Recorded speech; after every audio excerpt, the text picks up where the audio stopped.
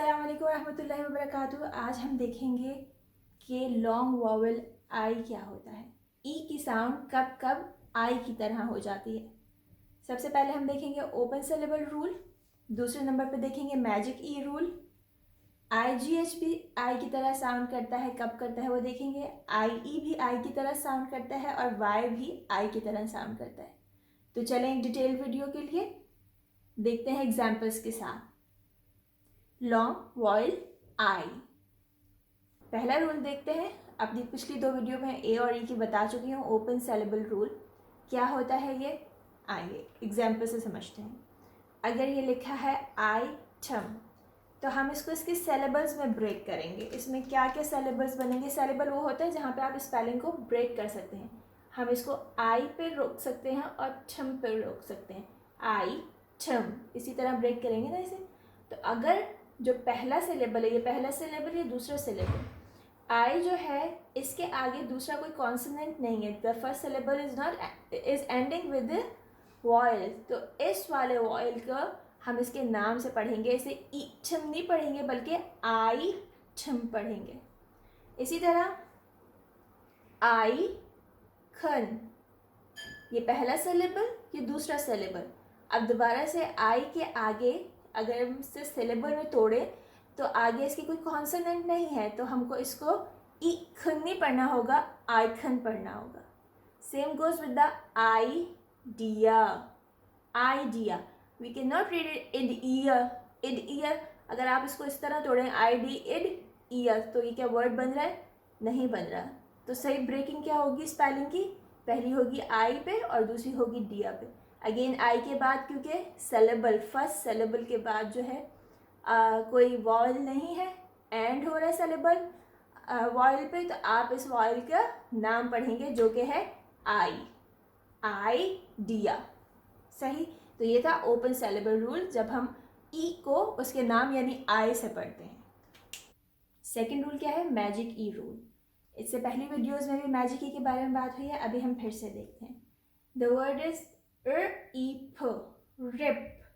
Rib, लेकिन मुझे इसे राइट बनाना है, तो आई की जब साउंड मुझे इधर चाहिए तो मैं आखिर में एक ई लगा दूंगी जो खुद तो साइलेंट होगा लेकिन इस ई को इसके नाम की में कन्वर्ट कर देगा, यानी कि इसे आई बना देगा। तो ये रिप जो है ये राइट बन जाएगा। इसे ऐसे पढ़ेंगे, because of this E it will become I, right.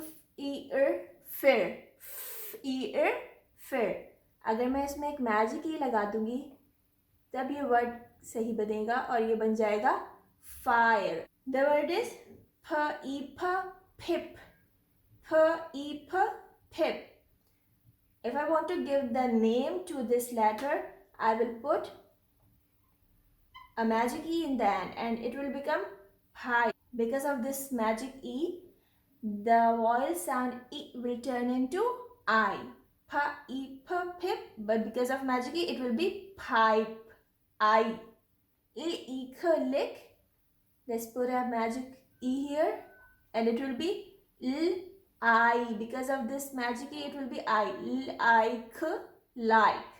The word is now like. Okay.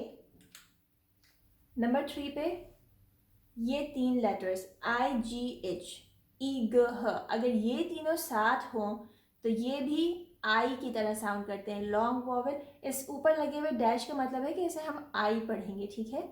I G H will become I. इस तरह के वर्ड्स आपने देखे होंगे, जैसे है और इसके साथ इसको बच्चे को कैसे बताएंगे कि ये आई साउंड है। आई साई, आई हाई।